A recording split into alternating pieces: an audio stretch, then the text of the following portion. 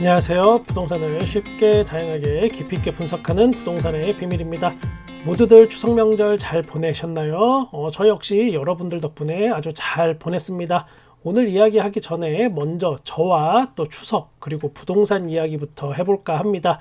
예전에는 친척들이 모이면 자연스럽게 서로 사는 이야기를 했습니다.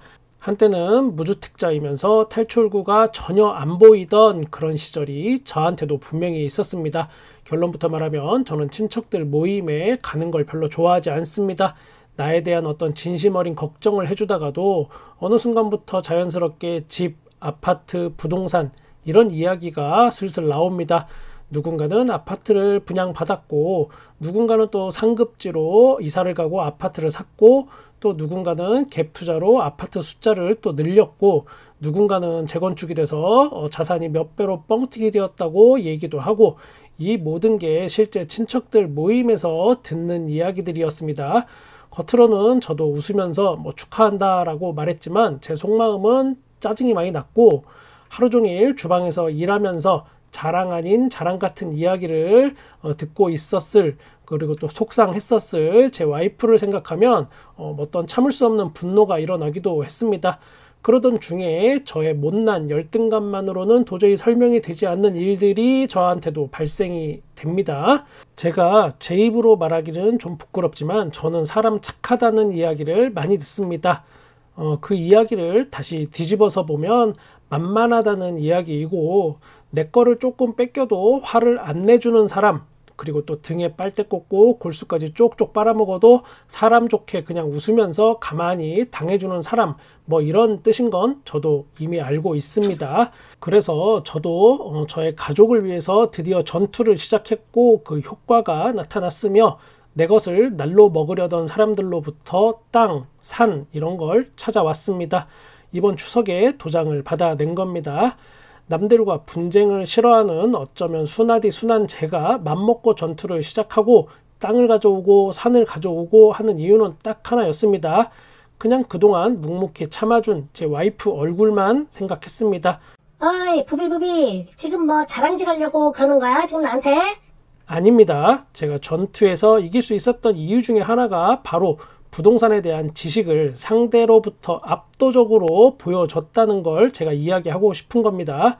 부동산 투기꾼이 되기 위해서가 아니라 내 가족을 지키는 방법 중에 하나가 바로 부동산에 대한 소식, 정보, 변화 등을 잘 알고 있어야 하는 그런 시대가 지금 온 것 같습니다. 씁쓸하고 또 내키지도 않는 그런 현실이지만 부동산에 대한 이해가 필요한 시대는 앞으로도 계속 될 것 같습니다. 월급 41%가 대출이자 영끌족 비명, 주택 구입 부담 여전히 높아.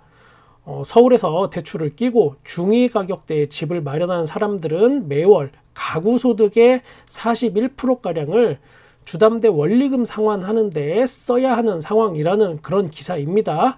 사실상 서울에서 대출을 끼지 않고 집을 매수하기란 어렵습니다.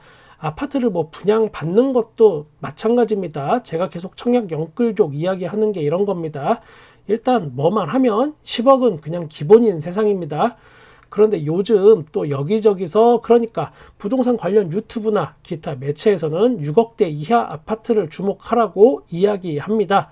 이유는 특례 보금자리론 일반형이 대출의 문을 닫았기 때문에 이제는 6억 이하까지만 또 이게 해당이 되고 그렇기 때문에 6억 이하 아파트가 많이 오를 것이다. 사람들이 많이 찾을 것이다.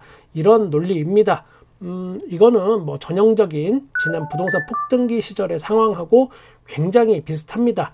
그때도 저가 아파트에 대한 어떤 지원이 있었고 그 덕분에 2억대 하던 집이 한순간에 5억대가 돼버리는 상황을 연출했습니다. 그런 대표적인 곳이 바로 노도강입니다.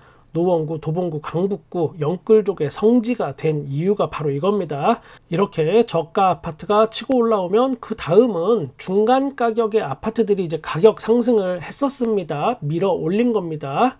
주민 여러분, 아니 노원구 19평 아파트가 지금 2억대에서 5억대까지 치고 올라왔습니다. 곧 6억 돌파합니다. 아니 우리 동대문구가 이래도 되겠습니까? 우리 집은 25평인데 이거는 9억, 10억 구축이라도 녹물이 나와도 집이 막 거미줄이 쳐도 이거 9억, 10억은 받아야 하는 거 아닙니까? 하면서 노도광보다 상급지인 곳들의 구축 아파트들이 막 계속 가격을 10억대까지 끌어올립니다. 그러면 그 다음은 또 다음 상급지, 또 그 다음 상급지까지 이렇게 가격이 막 또 치솟습니다. 결국은 1, 2억으로 신혼생활을 시작하려던 사람들이 5억, 6억짜리 아파트를 대출을 끼고 연끌을 해서 사고, 4억, 5억으로 신혼생활을 하려던 사람들은 또 연끌해서 9억, 10억짜리 집을 사고 대출을 막 몇 억씩, 3억, 4억, 5억씩 받고 그런 겁니다. 그 사람들이 바로 연끌족이고 지금 주택담보대출 원리금 상환에 허덕이고 있습니다. 부동산 폭등기 시절에 부동산 현장에서 그 모든 상황을 들여다보던 사람으로서 데자뷰 같은 느낌이 요새 꽤 많이 듭니다. 부동산 현장에서 일을 하다 보면 또 중개를 하면 주택자금조달 계획서라는 거를 또 제가 대신 작성해서 신고해주고 막 그럽니다. 그러다 보면 집을 매수하는 사람들의 자금 상황을 저는 현장에서 생생하게 다 목격을 할 수 있습니다. 그래서 뭐 이런 월급 41%가 대출이자 연끌족 비명 이런 기사가 나오면 이게 절대 과장된 것이 아닌 진짜 실제 상황이라는 것을 아주 잘 알고 있습니다. 지금의 부동산 대출 지원책의 변화가 어떤 결과로 이어질지는 모르겠습니다. 부동산 상승을 다시 부추기는 그런 사람들의 바램처럼 6억 이하 아파트가 또 상승을 하고 그것이 빌미가 돼서 서울 중간가격 아파트가 다시 또 10억대로 상승을 하고 또 그 이상은 또 그 이상으로 넘어가고 이렇게 연쇄적인 부동산 상승이 일어날지는 두고 봐야겠습니다. 그런데 또 그때랑은 지금은 좀 다른 부분이 있습니다. 여러분도 뭐 다 알다시피 대출금리입니다. 양적 완화가 필요했던 세계 경제의 저금리 정책이 지난 부동산 폭등기의 상황이었다면 지금은 그때랑은 완전히 다르고 또 그때에 비해서 상당히 높은 고금리 시대라는 겁니다. 그러다 보니까 또 이런 기사도 나옵니다. 월 300만 원 벌어도 못 갚겠다. 연끌족의 말로 올해 빚을 못 갚아서 개인 채무 조정을 신청한 사람들이 크게 늘고 있다는 그런 뉴스입니다. 작년에 비해서 월소득 300만 원 이상 버는 사람들의 신청도 크게 늘었고 앞으로 고금리 정책이 더 유지될 텐데 이게 더 계속 될수록 이런 사람들이 늘어날 겁니다. 그런데 또 이상한 현상이 있습니다. 이 개인 채무 조정을 신청한 사람들 중에 월소득 100만 원 이하인 사람들은 오히려 줄어들고 있고 월소득 300만 원 초과하는 사람들의 비율이 점점 늘어나고 있다는 겁니다. 상대적으로 그러니까 월소득이 더 높은 사람들이 빚을 못 갚아서 채무조정 신청을 한다. 이런 이야기는 연끌족의 상당수 여기에 포함되고 늘어나고 있다고 봐도 될 것 같습니다.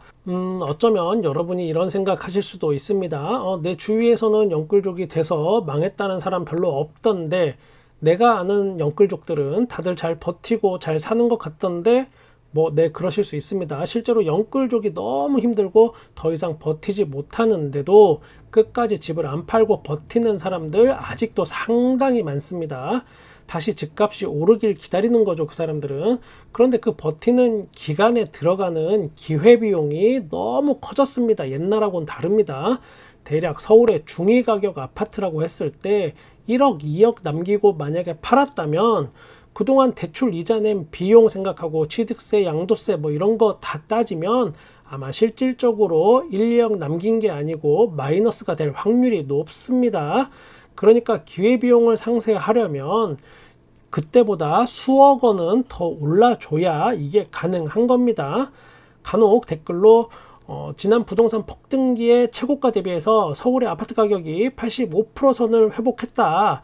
부비 너는 복덕방이나 쳐해라. 알지도 못하는 것이 라고 뭐 이렇게 하시는 분이 있는데 실제 시세 차익을 보려면 지난 부동산 가격의 최소 120% 그 이상은 훨씬 돼야 한다는 점을 좀 제가 말씀드리고 싶습니다.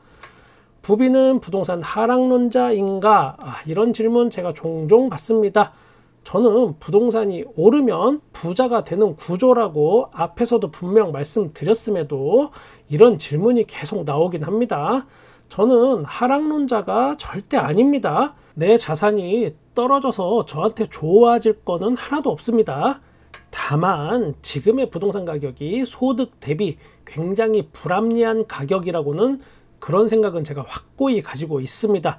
그리고 당분간은 전체적인 물가, 그러니까 뭐 여러분 좋아하는 짜장면값, 치킨값, 그 다음 전기세, 그리고 지금 내가 내고 있는 세금 등등이 앞으로 계속 늘어날 수밖에 없는 그런 경제 구조입니다. 대한민국이 쓰는 돈이 많아진다, 이런 뜻입니다.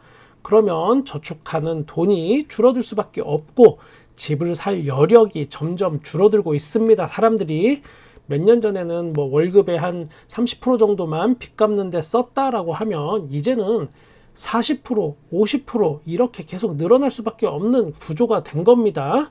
그럼에도 불구하고 부동산이 짧은 기간 내에 오를 수도 있습니다. 야, 부비, 내가 너 이럴 줄 알았어. 결국 너도 나랑 같은 족속이었구나. 부동산 폭등시켜서 먹고 살고 뭐 정상적으로 밥 빌어 먹고 살기 싫은 놈. 그치? 너 내 편 맞지? 아니요, 정신줄 똑바로 잡으세요. 제가 겁내는 거는 분명히 있습니다. 사람들의 욕망, 부동산 욕망, 이 욕망에 사로잡히면 또 지난 부동산 폭등기처럼 아마 사람들이 불나방처럼 빚을 몇 억씩 내서 집 살려고 달려들 겁니다.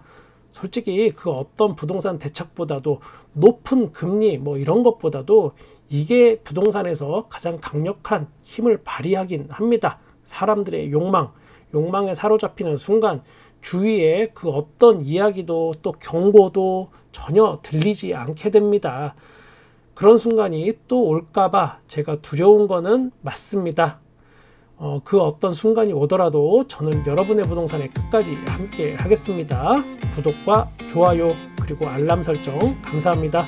부동산의 비밀이었습니다.